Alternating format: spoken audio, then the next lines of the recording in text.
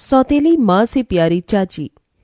ओहो हो, ये देसी घी के लड्डू तो खाने में बड़े स्वाद हैं और ये कचौड़ी समोसे भी एकदम खस्ता बनी है। वाह वाह वाह वाह। कुंती एसी की ठंडक में बैठी नवीन, फूली और रानी को ललचाते हुए दिखा दिखाकर लड्डू पेड़े खा रही थी। वहीं वो तीनों तपती धूप में आंगन में काम कर रही थी।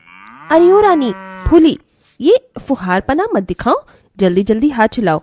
अरे ओ फूली, एकदम साफ से आंगन बाहर, और तू रानी जल्दी जल्दी उपले पात। जी जी जी रानी दीदी, मुझे भी लड्डू खाना है। नवीन ने हाथ बढ़ाकर लड्डू मांगा। माँ, एक लड्डू मुझे भी दो ना। ले ले ले, मेरे लाडे सर को लड्डू खाना है। ये कहते हुए बेरहम दिल कुंती उसका कान उमेड़ देती है। माँ बचाओ। बुला ले अपनी मरी माँ को, मगर वो नहीं आने की। बड़ा आया लड्डू खाने, चल भाग। कुंती ने उस बेचारे को न सिर्फ दुत्कारा बल्कि उसे जोर से धक्का दिया, जिससे नवीन का सिर गाय के खूंटे से जा लगा और वो लहूलुहान हो गया। दीदी, नवीन के सर से तो खून बह रहा है। इतने में वहां मनसा आ गई। उसे देखकर तीनों बच्चे उसके गले लग गई। मनसा मासी। कुंती ने मनसा को पहली बार देखा था।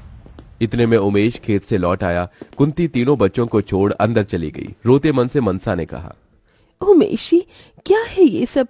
मेरी सहेली गंगा कहाँ है? जवाब दीजिए मुझे। उमेश मनसा को बीती बातें बताने लगा।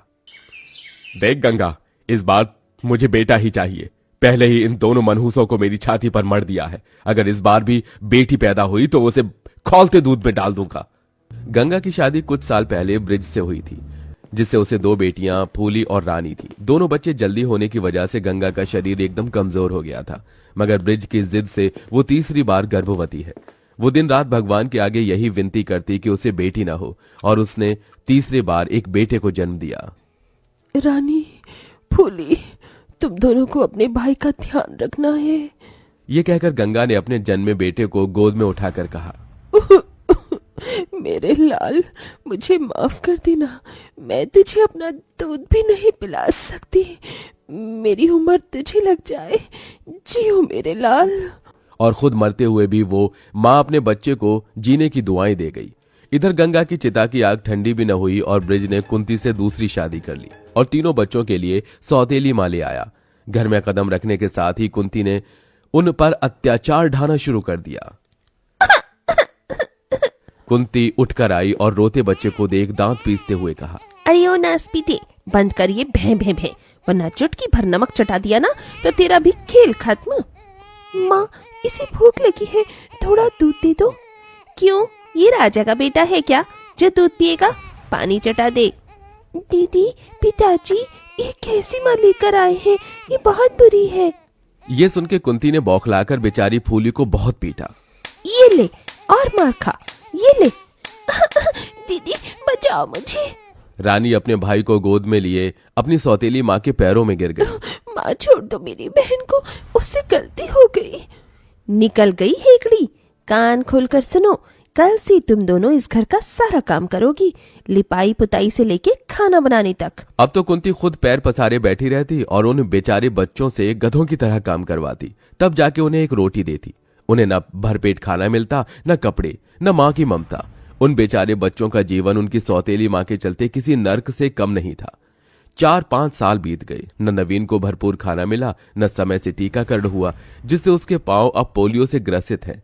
मगर अभी सौतेली माँ का अत्याचार फूली, नवीन और रानी सह रहे हैं। सौतेली माँ कुंती के किए गए अत्याचारों को जानकर मनसा का मन चीख चीख कर रो पड़ा। मनसा, कई बार सोचा कि मैं शादी कर लूं ताकि गंगा भाभी के बच्चों को माँ की ममता दे सकूं, मगर कहीं वो भी कुंती भाभी जैसी ना हो। तभी मनसा ने तीनों के चेहरों की ओर देखकर कहा, मैं दूंगी इन्हें माँ का प्यार, इनकी चाची बनकर। उमेश जी, क्या आप मुझसे शादी करेंगे? और फिर मनसा उमेश से शादी करके उन बेसहारा बच्चों के लिए चाची बनकर घर में आई, जहां तीनों ने उसकी आरती उतारी। आओ चाची माँ, हम आपका स्वागत करते हैं। तभी कुंती ने तीनों को धमकाया, अरे ओ मेरी नक्कारी औलादो, उतरवाऊं मैं आरती? चलो अंदर आओ।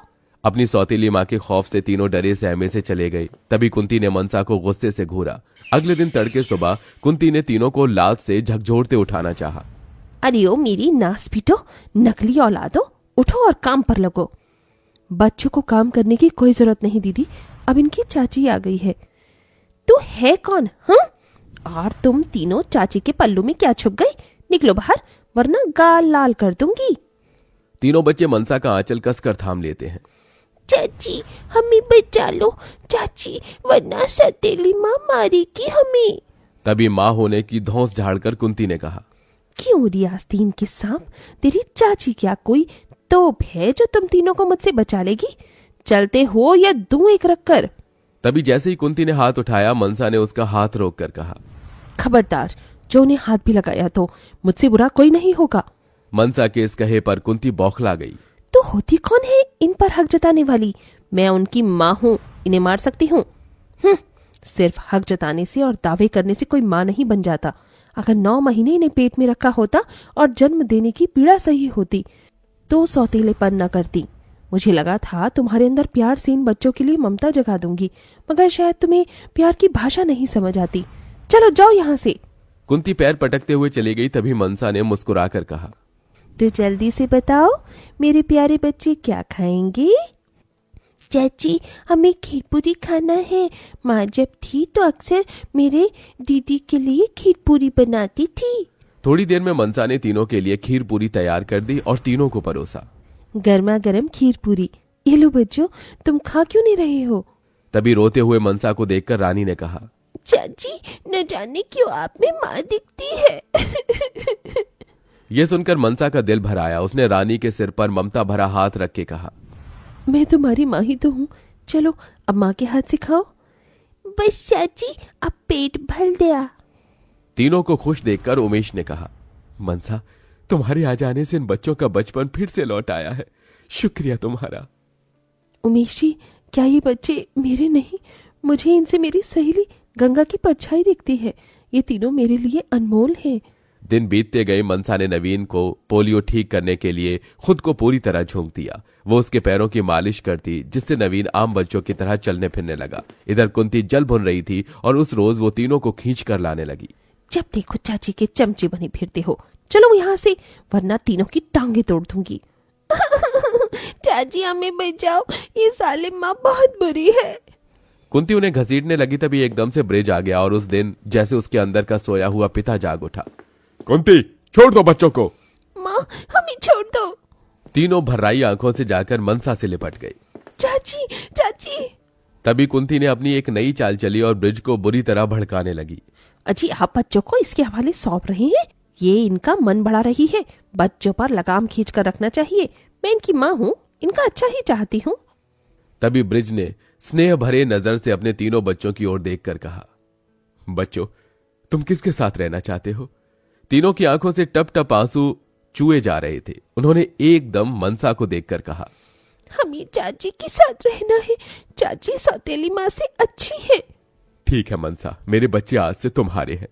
मनसा आंसुओं से भरकर तीनों का माथा चूमकर बोली, मेरे बच्चे, अब तुम तीनों को तुम्हारी चाची से कोई अलग नहीं करेगा। अजी मैं भी तो उनकी माँ हूँ, सौतेली ही सही, ये तो चाची है। जेठानी जी, माँ शब्द का मतलब ही जानती हो आप?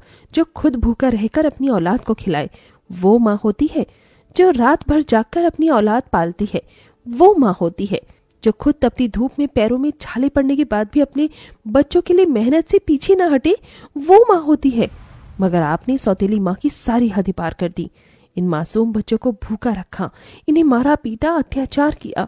माँ शब्द आपके मुंह से भी गाली जैसा लगता है। शायद इसीलिए आज तक भी आपकी गोद भगवान ने भरी नहीं। मनसा के दिए जवाब ने कुंती को सच का आईना दिखा दिया। मुझे माफ कर दो बच्चों, मैं सचमुच माँ कहलाने की काबिल नहीं हूँ, मगर आज माँ का अर्थ तो जान पाई हूँ। तीनों ने कुंती को माफ तो कर दिया, मगर उनके दिल में मनसा की जगह कुंती कभी नहीं ले सकी।